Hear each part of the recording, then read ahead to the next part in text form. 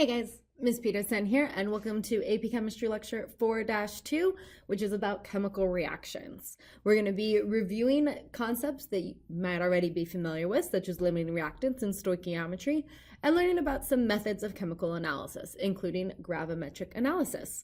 We'll be focusing on precipitation reactions, and this corresponds to AP Chemistry topics 4.4 on physical and chemical changes and 4.5 stoichiometry. We'll also be doing some concept builders and a little mini lab about this. So, before we get into all the chemistry stuff, just wanted to make sure everybody understands what a chemical reaction is and how it's different from a physical change. Physical changes have no change in the chemical composition, and no changes of state, going from a solid to a liquid to a gas, are considered physical changes. Now, chemical reactions involve a change in the chemicals, obviously. Often you'll be asked for what evidence was there of a chemical reaction. And these can include things like bubbles, aka formation of a gas, formation of a precipitate, obviously shows that something chemically was changing. Also, color changes are normally pretty good evidence of a chemical reaction. So if we're looking here at these particular diagrams, which one of these show chemical changes? We'll label them with a C, versus physical changes. We'll label them with a P. So if we look at this first one, okay, I'm going to do chemical in green. Okay, we're going from two reds bonded together to a pink bonded to a blue. That definitely shows a chemical change. So process 1 is chemical.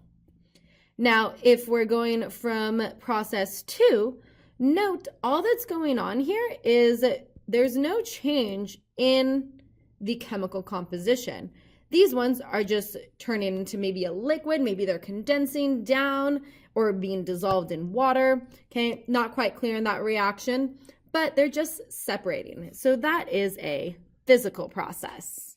Okay, where if we look at a different change from this state, now we have 2 bonded to 1 instead of a 1-to-1 ratio. So step 4 is chemical. Okay. Step 3, you're going from bonded together to by itself. Okay. And this is just taking this top part of the reaction.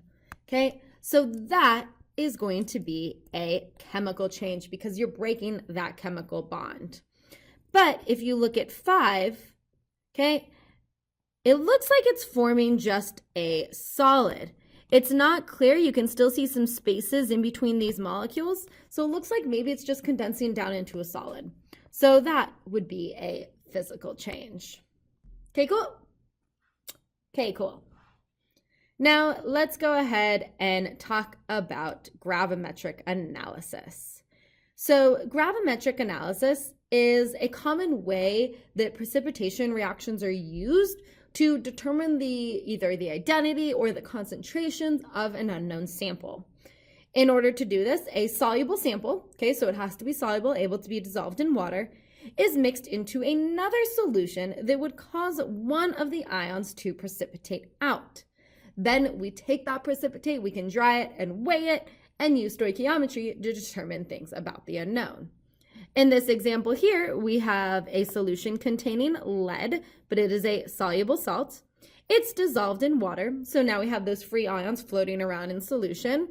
And then a solution containing sulfate is added. And that forms that solid lead sulfate, which can then be filtered and weighed out. Okay, so let's go ahead and look at an example problem.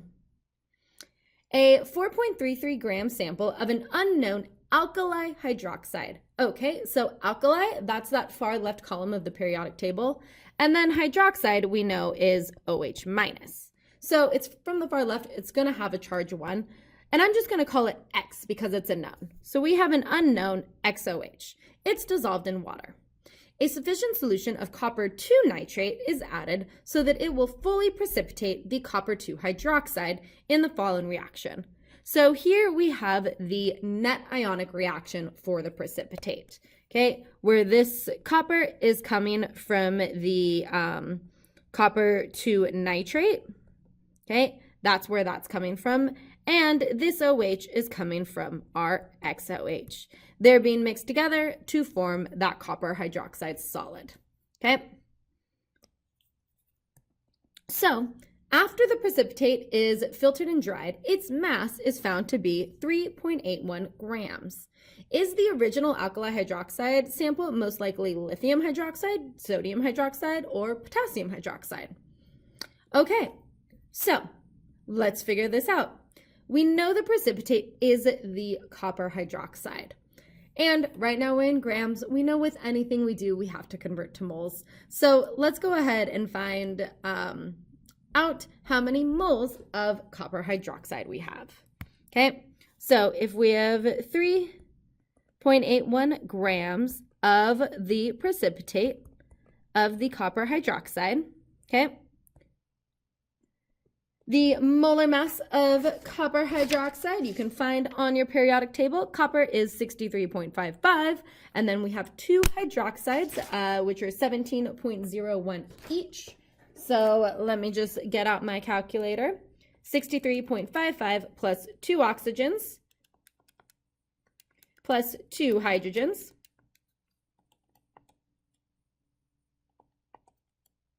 and I get a molar mass of 97.57 grams per mole. So 97.57 grams per 1 mole of that copper hydroxide. Okay, now we need to focus in on our hydroxide. Okay, the hydroxide all came from our unknown. So that's what we're going to need to use to find out what our unknown is. Okay. So I know for every 1 mole of copper hydroxide that precipitated out, it used 2 moles of hydroxide ions, okay? And we can tell that from the balanced chemical reaction. We also know the mass of our original sample. So if we know the mass of it, and we can use this to figure out the moles of it, we should be able to figure out the approximate molar mass. Let's see if we can do that. So we have 3.81 divided by 97.57 times 2, giving us that we have 0.0781 moles of hydroxide ions. Okay, now because it's an alkali hydroxide, if we have that many moles of hydroxide, that means we have that many moles of the whole compound too, because it's that 1-to-1 ratio. So this means that we have 0.0781 moles of hydroxide. Okay? Now, if I know my grams, then I know my moles. So we can get our molar mass by doing 4.33 grams divided by 0.0781 moles, okay? Because that's the grams of our sample. And the moles of our sample, XOH, that's what I mean, moles of XOH, okay? And when we plug that into our calculator, we get 55.44 grams per mole. Okay, so we have an approximate molar mass of our sample. Does that mean that it's most likely lithium hydroxide? Well, let's figure it out. Okay, lithium hydroxide has a mass of 20.95. Okay, so it's probably not lithium hydroxide. What about sodium hydroxide? Okay, sodium hydroxide has a mass of 40. Okay, so it's closer, but it's still off by like 20%. So let's go ahead and see what the molar mass of KOH is. 39.10 plus 17.01. That one is 56.11 grams per mole. Okay, so it looks like our precipitate is most likely potassium hydroxide. Okay, it has the most similar molar mass. Ours is a little bit lower, But that's to be expected when doing these kinds of reactions because maybe not all of it precipitated. So our mass is a little lower than what we expect.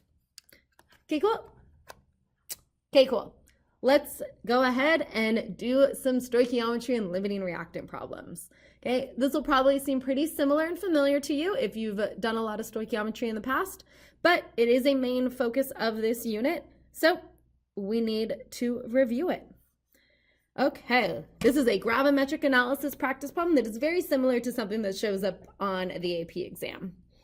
We have 2.54 grams of beryllium chloride are completely dissolved in 50.00 milliliters of water inside a beaker. Okay, so we're talking about beryllium chloride. Beryllium is Be2+, chlorine is Cl-. So we're talking about BeCl2. That's our formula for beryllium chloride. Now, draw a particular representation of all species in the beaker after the solute has dissolved. Your diagram should include at least 1 beryllium ion, 1 chloride ion, and 4 water molecules. Make sure they're correctly sized and oriented relative to one another. Okay, so first we have our beryllium ions. Beryllium chloride is soluble, okay? So we have our beryllium ions. Our chlorine ions are going to be slightly bigger. It says we only need at least 1 of each, but we know that ratio needs to be 1 to 2. So we're going to need 2 chloride ions. Okay, and then we have our water molecules. Okay, so I'm going to do that equals water. We want the oxygen side of it facing the positive beryllium ion and the hydrogen side of it facing those chlorine atoms. Okay, cool. Okay, cool. Next question. What is the concentration of beryllium and chloride ions inside the beaker? Okay, so to find the concentration, we need the moles per liter. So we need to convert to moles. Let's start from our 2.54 grams of beryllium chloride. Okay, and the molar mass of beryllium chloride, 9.01 plus 35.45 times 2, is 79.91 grams per 1 mole. Okay, so we know we have 0.03178, so 18 moles of beryllium chloride. Okay, now this will break up completely. And when it breaks up, that's going to give us 0.0318 moles of the beryllium 2+, but it'll be 2 times that much for the chlorine, because for every 1 mole of beryllium chloride, you have 2 moles of chlorine ions, which gives us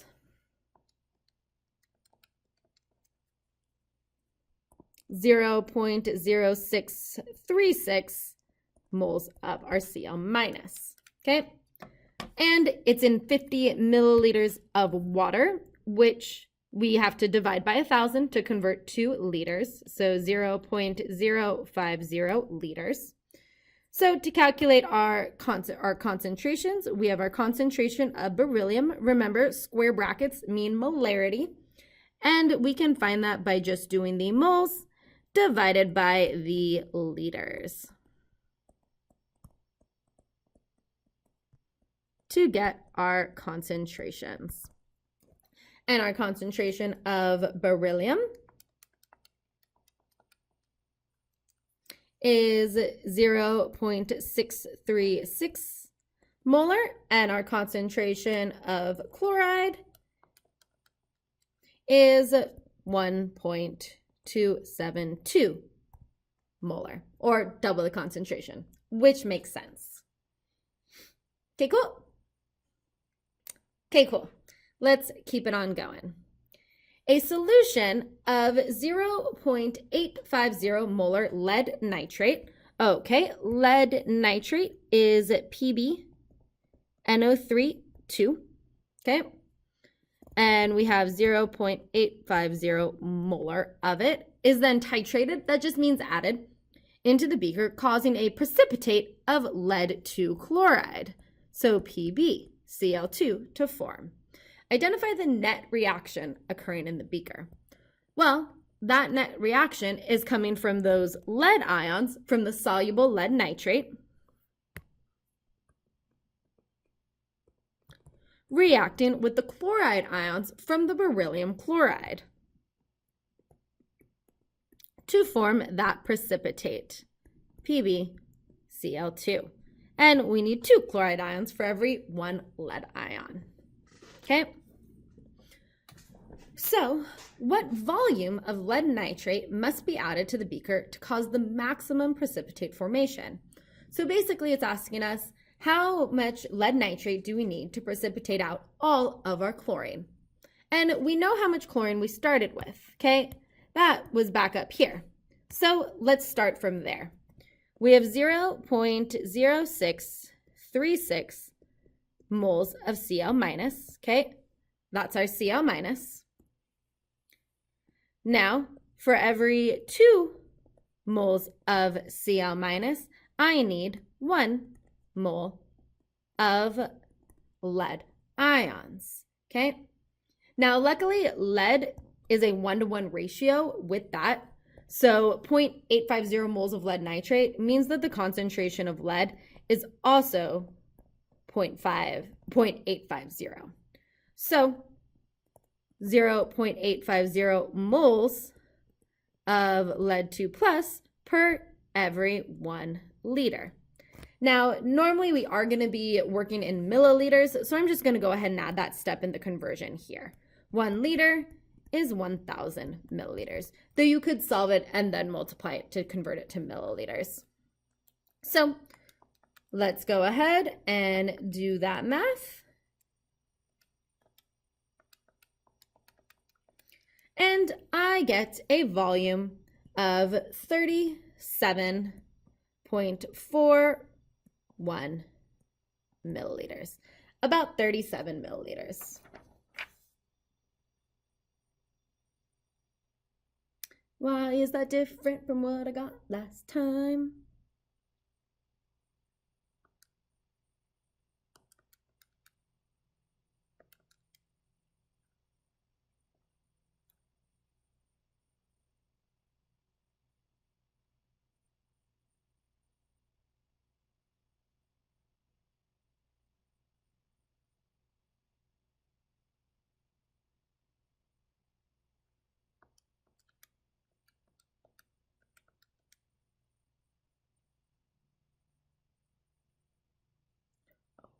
Okay. So we need to add 37.41 milliliters of that 0.850 molar lead 2 nitrate solution. Okay. Next question asks, what is the theoretical yield of the precipitate? Okay, so if we add that 37.41 milliliters of the lead nitrate solution, all of our chlorine should precipitate. So how many grams of lead chloride should we get? Well, let's go ahead and start from the same spot. If we have this many moles of Cl minus and all of it reacts, for every 2 moles of Cl minus that reacts, we're going to get 1 mole of our precipitate, lead 2 chloride, and then 1 mole of lead 2 chloride has a mass of, let's go ahead and find that molar mass. We have lead and 2 chlorine atoms, giving it a molar mass of 278.1 grams per mole. And we solve that out, and we get a theoretical yield of 8.84 grams of the lead chloride. That is our theoretical yield. Okay, cool. Okay, cool. Now, say we're in class and we're doing this lab and all of that, and I tell you to separate the lead chloride from the water, okay? To separate out the precipitate from the solution. In a normal gravimetric analysis, we say to do that using filter paper, but someone comes up and they're like, I don't want to deal with the messy filter paper. Can I just boil off the water? Then I get to play with fire. Why would that be a bad idea? Why would that not work? Well, anybody who's ever cooked before, when you boil something, all of the salt remains, okay? The chloride ions and those spectator ions don't evaporate with the water, so you're going to have more than just your precipitate left behind, okay? So this would leave behind the other ions, not just the precipitate, okay? It would also leave behind those other ions, which were the nitrate and the beryllium, okay? Those wouldn't evaporate with the water. You'd boil off the water and leave all of the salt, all of the ions there, okay? And it would cause the mass to be too high, okay? You would end up overestimating your precipitate. Where if you decant, okay, if you just pour off the water, that's just not as accurate. Often you're gonna lose this is why I don't teach English, lose some precipitate. That is a common thing when we decant things. It's fine when you're not doing things quantitatively, but we don't want to decant when we want to do things with precision, okay? Better to just use the filter paper. Okay, cool. Okay, cool.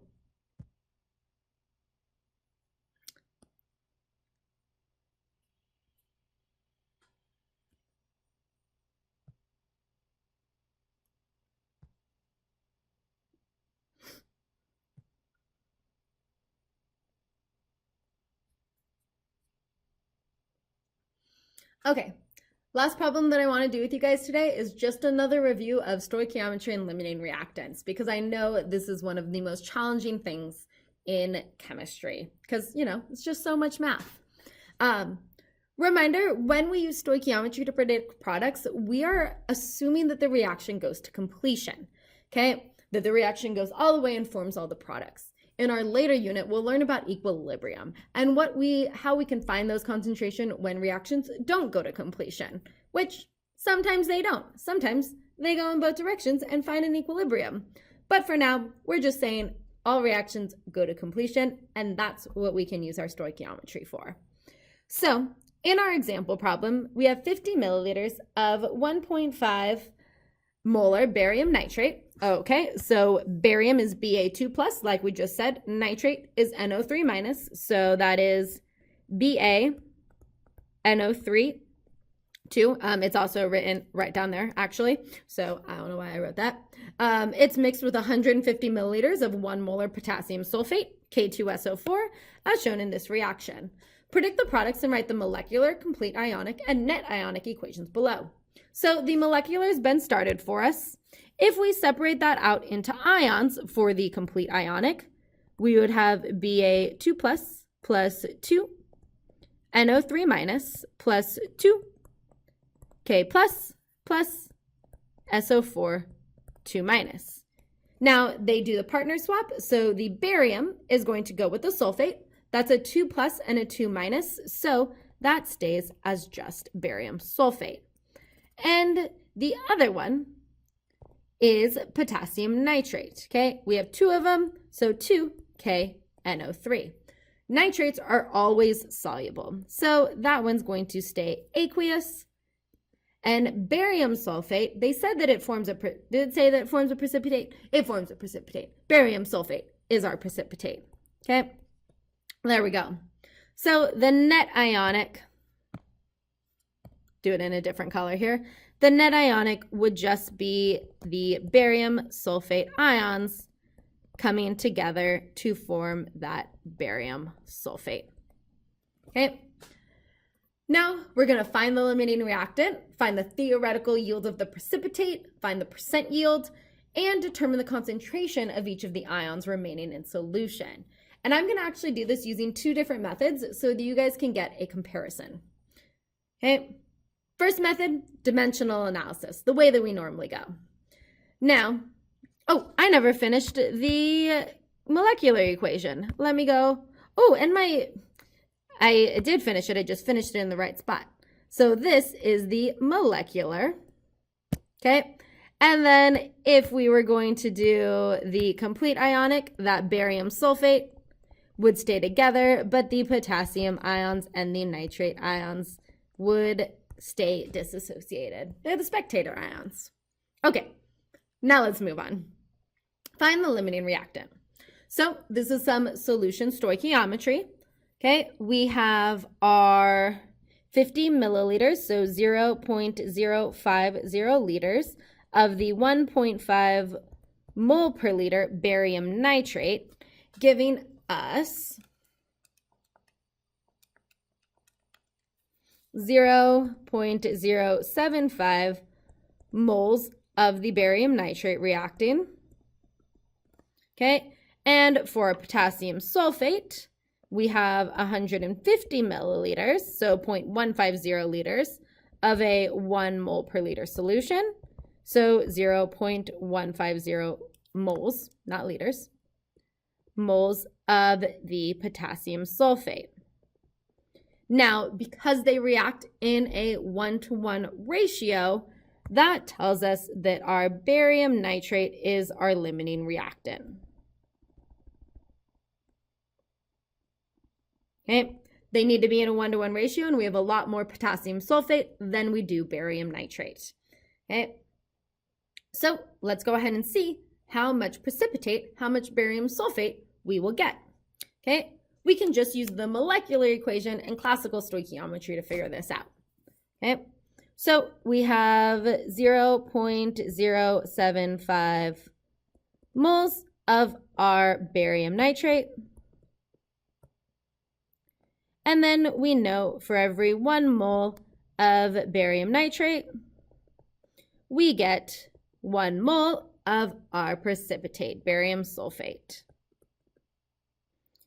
And then we're going to need its mass. 1 mole of barium sulfate has a mass of 137.33 plus 32.06 plus 16.00 times 4. Okay, and it's 233.39 grams, giving us a theoretical yield of 17.5 grams of that barium sulfate. Okay, so there was our A, here's our B. Okay, C is the percent yield. So to find the percent yield, it is just what we got, okay?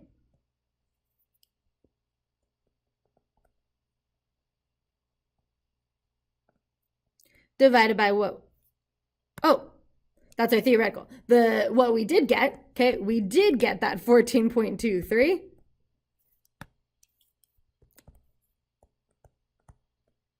Over what we should have gotten in theory, and we get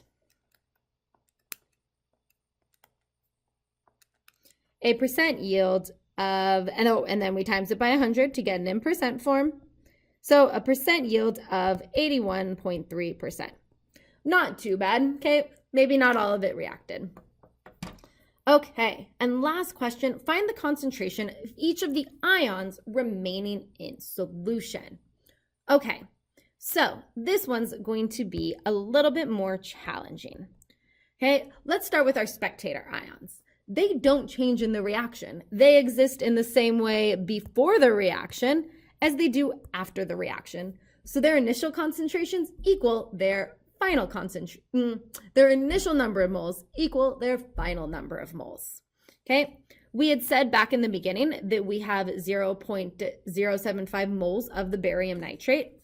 Okay, so if I want to find my concentration of nitrate,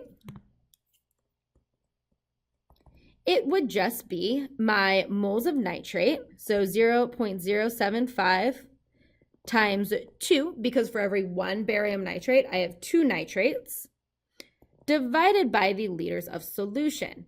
Now this one, it's always important to remember that we are mixing here, okay? I'm mixing the 50 milliliters with the 150 milliliters. So the new volume is 200 milliliters, or 0.200 liters.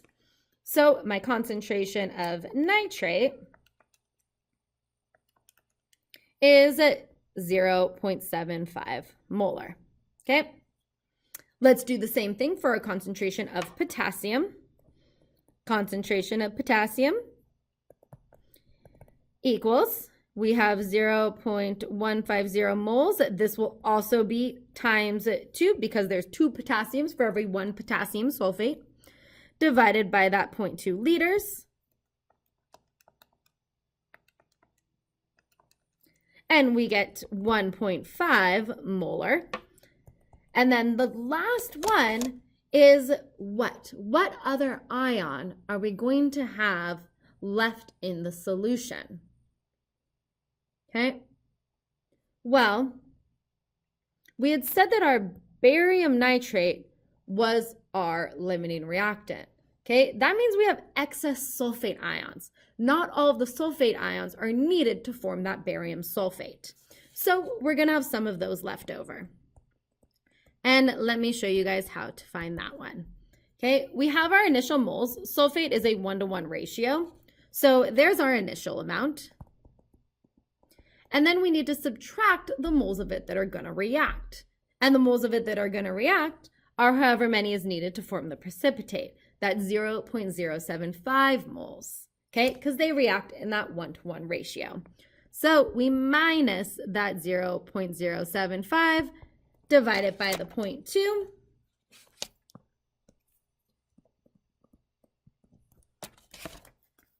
And we get